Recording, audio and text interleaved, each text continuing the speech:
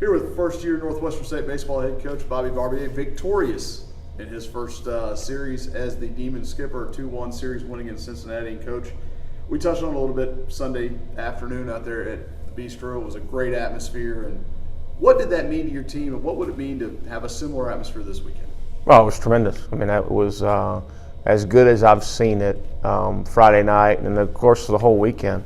You know, the cooking club and the jump houses, and we had the food trucks. It adds a whole different dynamic to our park, and it was a real baseball atmosphere, which the players love, and it adds to our play. It can't do anything but help.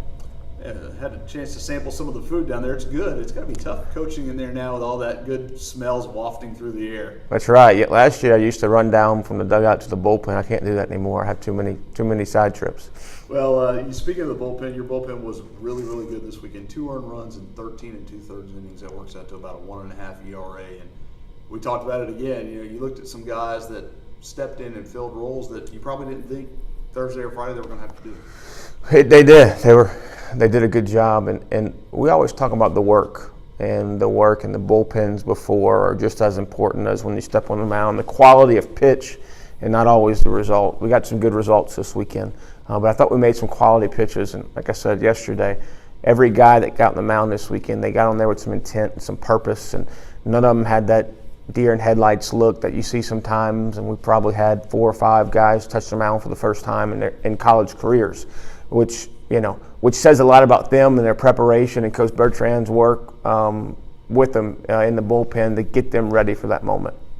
Yeah, as you look to the second weekend, I mean, you just mentioned it. You talked about the work. It's kind of a process. As you process from one weekend to the next, there's no midweek. What does the approach change going into the second weekend as opposed to the first? It doesn't change at all, not one bit. And it wouldn't have changed if we'd have won all 3 games or if we'd have lost all 3 games. We believe what we do works. We believe that now we just have to manage a little bit the emotions of bouncing back after wins and losses. I thought we did a really good job bouncing back after a tough loss on Friday, but it's just as important to bounce back for a good day of work on Tuesday after the day off after winning a series against a good team. It can go both ways, you know. I mean, you beat us. We talked after the game about, now how is this weekend going to affect your work? And in a perfect world, it doesn't affect it at all. And you go about your business just as you did the first weekend and the first week of practice. But we have to keep our finger on that and coach that and make them understand that was one weekend. Now it's time to work toward the rest of the season, not just the second weekend coming up. Some of the work you guys put in on the recruiting trail really shows when you see newcomers. You touched on 4 or 5 guys touching them out. Caleb Bricka, freshman, starts all 3 games at shortstop. Tyler Smith, all 3 games in right field. Each had big moments in the field and with the bat, and that's got to be a pretty rewarding feeling for yourself, for Coach McCullough, the guys that really brought this class in. Yeah, and Coach McCullough is our recruiting coordinator. He's on the road all the time, spring, summer, fall, whenever we can be out, he's out looking for those guys, and it's what makes or breaks your program. I mean, we're gonna coach this way and be this way with these guys, but when they're talented players and we can do that same stuff with them, it usually equates to more wins. And those guys that got their chances, just like those pitchers hit the mound, they hit it running, and which is what we ask them to do. Win, lose, or draw, good at bat, bad at bat, error, great play. That doesn't affect you. Let's move to the next one and hit it running. Well, you broke in 2 new starting pitchers. Nathan Jones on Friday night gets his first collegiate start, 1 earned run in 5 innings.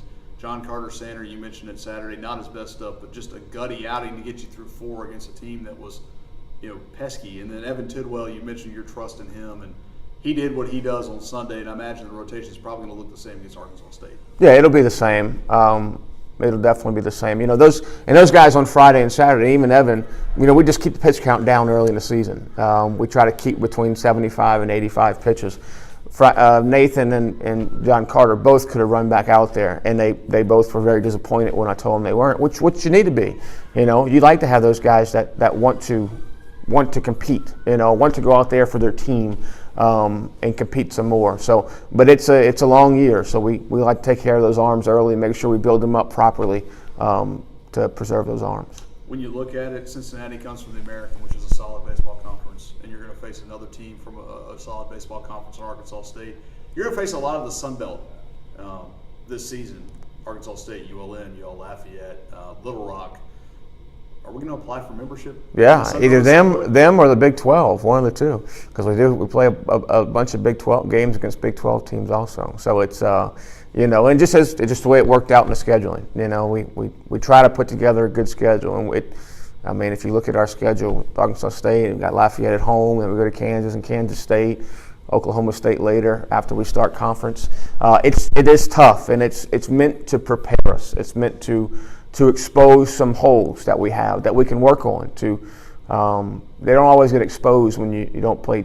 When you don't play teams that are perceived to be better than you. So when the ball moves a little faster on a diamond, they can expose some holes.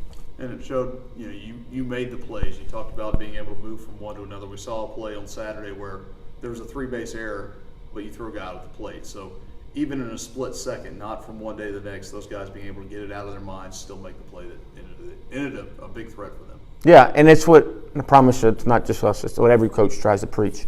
But it's hard to do. It's hard when you feel like you've done something that hurts your team to understand that the next one matters. The next at-bat matters. When you have a bad at-bat, the next play you get on defense, you can't take that at-bat out there. So it's what every coach preaches, but it's nice to see the guys do it. To get that good relay after the misplayed ball. I think he lost it in the lights. But to not give up on it and understand that we still have another play to make, which was really nice to see. All right, thanks, Coach. No problem. Thank you, Jason.